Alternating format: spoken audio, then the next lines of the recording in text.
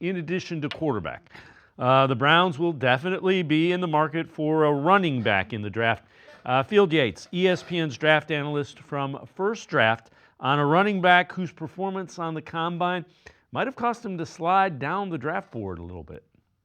Kaleb Johnson from Iowa was a great player, Greeny. He really is. But the fact of the matter is, in this loaded running back class, the difference between a 4.57 40, what he ran, and maybe a 4.47 40, which player like Quinshon Judkins, I believe, was actually 4.48, could be how a guy leapfrogs others, right? I thought there was a chance that Kaleb Johnson could be a top 40 draft pick.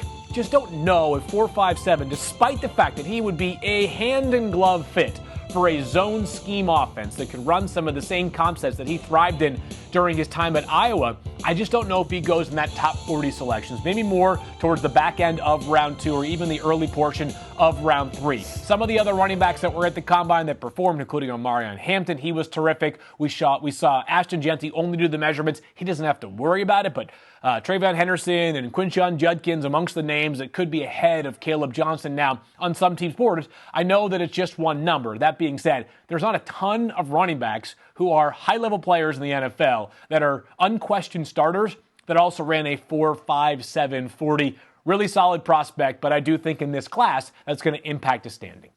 Well, the other thing that I would say is it depends on what he runs in the 40 at his pro day. If I'm him, I run that 40 again at pro day, and we'll see if he can get it back in the range where everybody thought it would be.